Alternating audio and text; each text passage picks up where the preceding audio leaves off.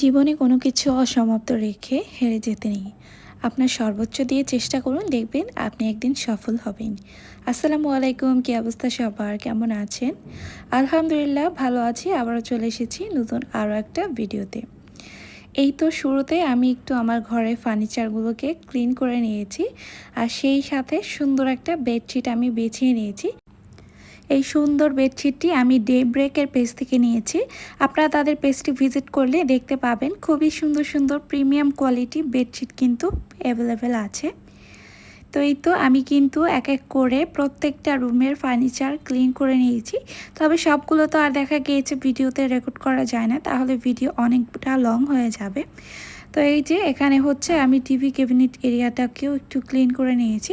আর of ক্যামেরায় কিন্তু আমি আমার প্রত্যেকটা রুমের ফার্নিচার ক্লিন করে নিয়েছি, কারণ গতকাল হচ্ছে আমাদের এখানে প্রচুর ঝড় বৃষ্টি হয়েছিল।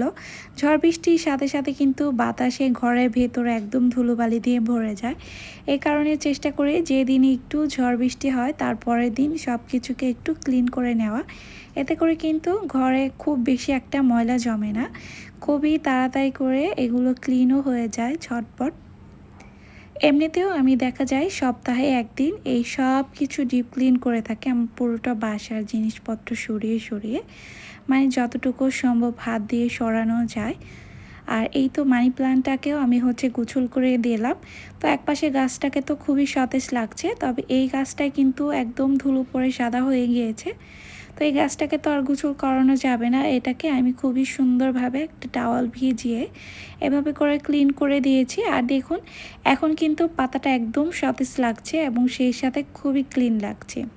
তো আমার এই জায়গাটাও কিন্তু ক্লিন হয়ে গিয়েছে। আর এই তো এই ভিডিওটা ছিল আমার বিকেলবেলার। বাবুর বাবা হচ্ছে বাবুর জন্য কিছু স্ন্যাক্স আইটেম এনেছিল। এখন যেহেতু সে একটু বড় হচ্ছে, তার হচ্ছে পাশাপাশি এই টাইপের জিনিসগুলো খুবই খেতে ইচ্ছে করে, বিস্কিট টাইপের, ব্রেড টাইপের। তো বাবা মানে কয়েকটা জিনিসই এনেছে। সব জিনিস তো আসলে একসাথে আনলে দেখা যায় খাওয়াও হয় না। এজন্য আমি বলেছি যে যে কয়েকটা আইটেম আনবে না কেন একটু অল্প অল্প করে আনবে। এই তো বাকুরখানি কিন্তু আমার বাবু মাশাআল্লাহ খুবই পছন্দ করে। আমার যে ব্রেড রাখার বক্সটা আছে, সব সময় তো ব্রেড আনা হয় না। তো যখন আনা হয় না আমি কিন্তু বাকুরখানিগুলো এখানে রেখে দিই, এতে করে বাবু খুবই সহজে হাতে করে নিয়ে খেতে পারে নিচে হওয়ার শর্তে।